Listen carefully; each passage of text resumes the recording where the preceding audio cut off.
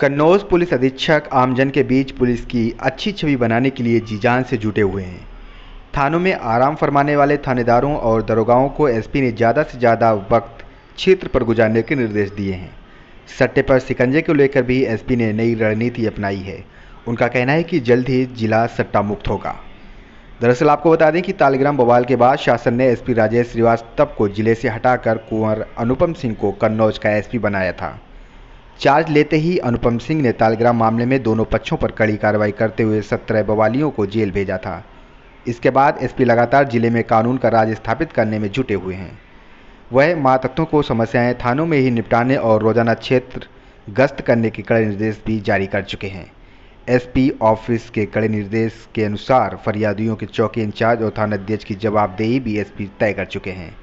उनका कहना है कि जनता के बीच पुलिस की उपलब्धता बढ़ाई जाएगी और सट्टे पर लगाम कसने के भी इंतजाम किए गए हैं। सख्त तेवर में एसपी रोजाना थानों की समीक्षा भी कर रहे हैं। उनका कहना है कि शांति प्रिय कन्नौज जिले को बवालियों का अड्डा नहीं बनने दिया जाएगा। आपकी तरफ से कुछ नए कदम उठाए जा रहे हैं सर, क्या है कदम और कब से वो हो जाएंगे सर? पीड़ित की समस्याओं का समाधान थाना स्तर पर ही हो जाए, ये बहुत ज़रूरी है ताकि पीड़ित व्यक्ति को कहीं अन्यत्र भटकना ना पड़े। इसके लिए सभी थानों में रिसेप्शन की व्यवस्था की जा रही है, जिस पर ट्रेनिंग शुदा महिला कांस्टेबल्स लगाई जाएंगी। इनका कार्य रहेगा कि थाने पर आने वाले किसी भी व्यक्ति का, किसी भी पीड़ित की समस्या को सुनना और अपने रजिस्टर में अंकित करना और उसकी समस्या को अविलंब अटेंड करा देना। साथ ही उस पीड़ित व्यक्ति से 2 दिन बाद फीडबैक लेना कि उसकी समस्या का निदान हो गया है या नहीं हो गया है, ये भी इस रिसेप्शन का काम रहेगा। सर, कल तक जो पुलिस ऑफिसों में बैठी रहती थी, चौकियों में पता नहीं चलता था, आज सड़क पर दिख रही है, इसका क्या मुख्य कारण है? थाना पुलिस को निर्देशित किया गया है कि वो अपनी विजिबिलिटी को बढ़ाएं और अधिक से अधिक समय तक सड़कों पर पब्लिक के बीच में नजर आएं। कम्युनिटी पुलिसिंग के प्रोजेक्ट के तहत हम लोग जन संवाद स्थापित कर रहे हैं, लोगों से मिल रहे हैं और शहर और जनपद के प्रत्येक तिराहे चौराहे पर आम जन से बात करके उनके सहयोग से सीसीटीवी कैमरे लगाने का कार्य आरंभ कर दिया गया है, जिससे सीसीटीवी कैमरों का एक जाल बिछ सके और किसी भी घटना के बाद कोई अपराधी शीघ्र पकड़ा जा सके या घटना को अनावृत करने में सहायता मिले। सर, अधिकतर देखा गया है कि थानों की समस्या जो है आपके पास तक ज़्यादा आती हैं, तो इस पर क्या कदम उठाए जाएंगे कि थाने की समस्या थाने तक ही हल हो जाए?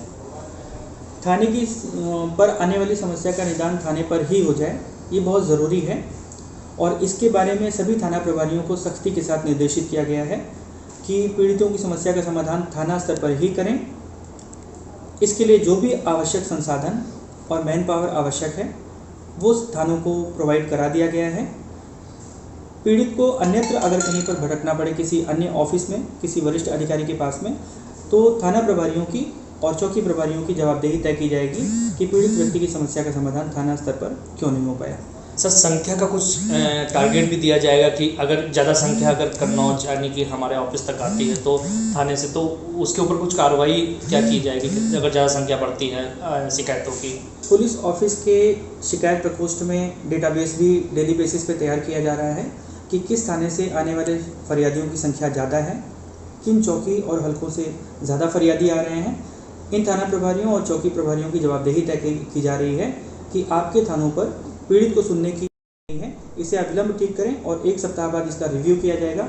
अगर प्रार्थना पत्रों और आवेदकों के पुलिस ऑफिस में और अन्यत्र वरिष्ठ अधिकारियों के यहाँ पे आने की संख्या कम नहीं होती है तो इसका इससे निष्कर्ष निकाला जाएगा कि थाने पर ठीक से सुनवाई नहीं हो रही है और उसी के मुताबिक उस पर कार्रवाई होगी। सर, जो आपने एक अभियान छेड़ रखा है कि शराब के ठेकों पास शराबियों की अच्छी खासी भीड़ लगती थी, आज बोतलें हाथ में लेकर दौड़ते शराबी नजर आ रहे हैं, तो इसी तरह से एक सट्टा कारोबार जनपद में फैला हुआ, क्या उस पर भी एक लगाम लगेगी? पुलिस विजिबिलिटी क्योंकि बढ़ी है और इसलिए जो भी असामाजिक अराजक तत्व होते हैं उनकी गतिविधियाँ सीमित हो जाती हैं और इसी अभियान के तहत रोज़ शाम को पैदल गश्त, आम जन से संवाद और पूरा दिन वाहन चेकिंग करते हुए इन तत्वों पर नियंत्रण किया जा रहा है, जिसका असर शीघ्र ही दिखेगा। लेकिन सर, सट्टा एक कारोबार है, लोग उसमें जकड़ के मर रहे हैं, गरीब हो रहे हैं, भीख मांग रहे हैं, ऐसा कारोबार है जो, इस पर क्या अंकुश लगाएंगे? न केवल सट्टा या जुआ बल्कि अन्य भी जो संपत्ति संबंधी अपराध हैं या ऑर्गेनाइज्ड क्राइम है, इनके लिए विशेष तौर से हम लोग फोकस कर रहे हैं कि इन पर कठोर कार्रवाई करके इन पे गैंगस्टर एक्ट और हिस्ट्री शीट खोलते हुए इन पे संपत्ति जब्ती की भी कार्रवाई हो। ठीक सर, थैंक यू।